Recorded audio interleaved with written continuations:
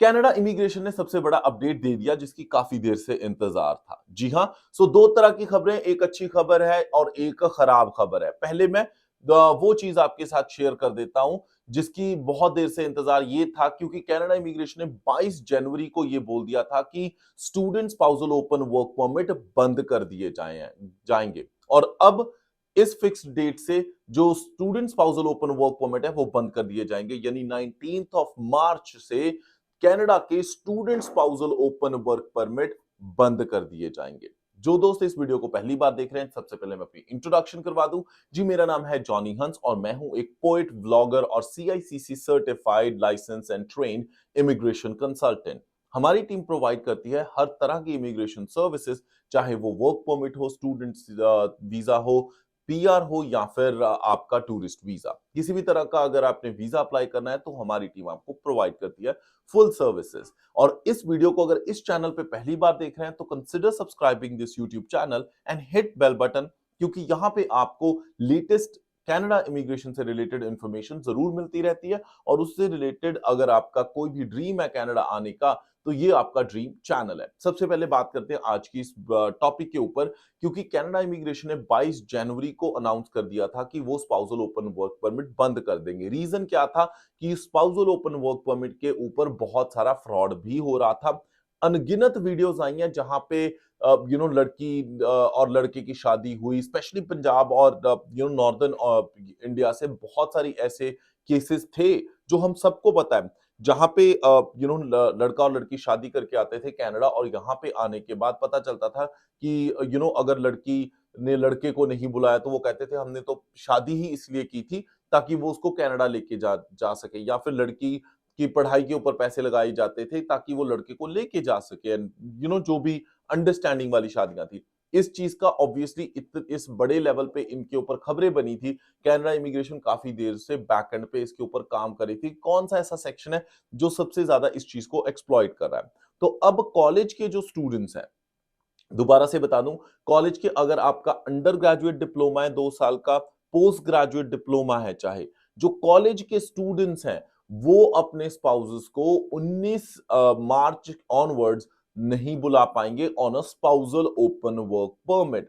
अच्छी खबर यह है, कुछ वो कैटेगरीज जिनके बारे में आपने सोचा भी नहीं था वो अपने स्पाउसेस को जरूर बुला पाएंगे। पहले ये चीज थी कि सिर्फ मास्टर्स और डॉक्टर वाले स्टूडेंट्स ही अपने स्पाउसेस को बुला देंगे, पर अब स्पाउसल ओपन वर्क परमिट में ये अपडेट कर दिया उन्होंने चीज को कि उसके साथ साथ बैचलर के स्टूडेंट्स भी बुला पाएंगे। जैसे बैचलर ऑफ लॉ और ज्यूरिस डॉक्टर के जो स्टूडेंट्स हैं, मेरे पास सामने पूरी डिटेल है, doctor of medicine, doctor of optometry, pharmacy के स्टूडेंट्स, वो भी स्पेसिफिकली जो फार्म डी कर रहे हैं, बीएससी फार्मा कर रहे हैं, बी फार्मा कर रहे हैं, doctor of veterinary medicine, bachelor of science in nursing, nursing के जो बैचलर के स्टूडेंट्स हैं वो भी, डॉक्टर ऑफ वेटनरी मेडिसिन जैसे मैंने पहले बताया, बैचलर ऑफ एजुकेशन बीएड कर रहे हैं, या फिर बैचलर ऑफ इंजीनियरिंग, और ये इंजीनियरिंग किसी की तरह की हो सकती है,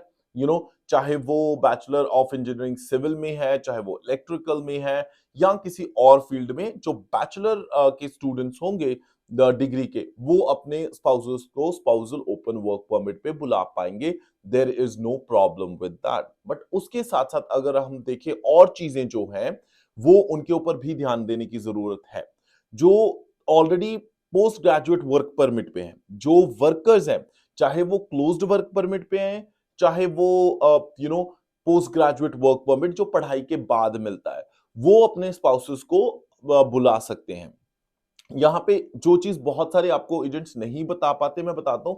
अगर 1 साल का आप कोर्स लेके आ रहे हो, पोस्ट ग्रेजुएट डिप्लोमा, तो बहुत सारे लोगों के ऑलरेडी पॉइंट्स बन रहे होते हैं, वो अपनी पीआर की फाइल अप्लाई नहीं करते, उनको लगता है कि 1 साल का और कोर्स ले लो। तो भैया आप 1 साल की स्टडी करके अपना पीजीडब्ल्यूपी ले लो, उसके बाद आप राइट वे अपने स्पाउस को बुलाने के लिए एलिजिबल भी हो जाओगे। ज्यादातर केसेस में जो लोग स्टडी करते हैं, जैसे Canadore, Cambrian, northern lights college, इन सारे कॉलेज के स्टूडेंट्स, अगर उनके पास पुराना एक्सपीरियंस है या फिर पुरानी बैचलर डिग्री है, तो वो तो already Ontario immigrant nominee program के केसेस में भी बहुत सारे केसेस में एलिजिबल होते हैं पीआर के लिए। तो ध्यान से समझिए, आपको दूसरा एक और कोर्स लेने की जरूरत है नहीं है। सिर्फ पीजीडब्ल्यू पी पे आप आके अपने स्पाउस को भी बुलाइए और अपनी पीआर भी लगा सकते हैं। अगर आपको फिर भी पूरी गाइडेंस चाहिए इस मामले में, हमें ईमेल कर सकते हैं apply@studybuddycanada.com, apply@studybuddycanada.com पे हमें सीधी ईमेल कर सकते हैं आप यहाँ पे।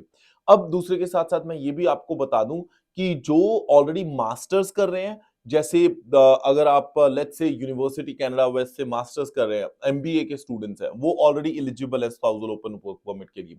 आप Niagara Falls college Niagara Falls university से कर रहे हैं, आप ऑलरेडी एलिजिबल है। यूनिवर्सिटी ऑफ रेजिना से कर रहे हैं, क्रैंडल यूनिवर्सिटी से पढ़ाई कर रहे हैं, आप already spousal open work permit के लिए एलिजिबल होते हैं। There is no problem with that. फिर भी आपको कोई भी क्वेश्चन है, क्वेरी है स्पाउसल ओपन वर्क परमिट से रिलेटेड, आप वीडियो के कमेंट सेक्शन में हमें बताइए। We will be happy to share more information with you.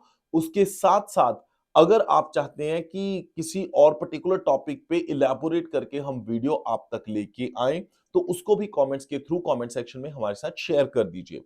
आपको क्या लगता है कि क्या आपकी ऑलरेडी और इंपॉर्टेंट चीज जिनकी फाइल्स ऑलरेडी लगी हुई हैं इमिग्रेशन में, उन फाइल्स पे कोई असर नहीं होगा, वो वैसे ही प्रोसेस होंगी जैसे प्रोसेस होती थी।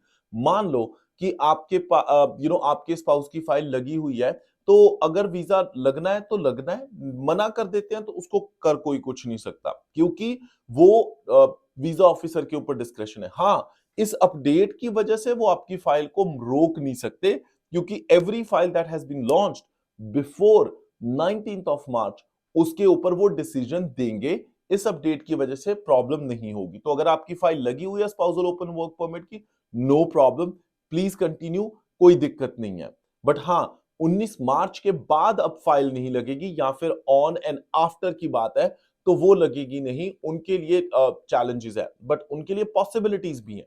नंबर 1, अगर आपका 1 ईयर का प्रोग्राम है, 1 ईयर का ही कंप्लीट करो, लंबा खींचो मत उसको, पीआर के ऑप्शंस ढूंढ लो। नंबर 2, अगर आपने ऑलरेडी आना है, चूज मास्टर्स प्रोग्राम, ताकि आपका स्पाउस आपके साथ आ सके।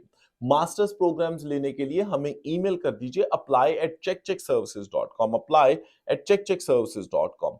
अच्छी बात है, मास्टर्स के लिए आपको अटेस्टेशन लेटर की भी जरूरत नहीं है, दैट्स इवन बेटर।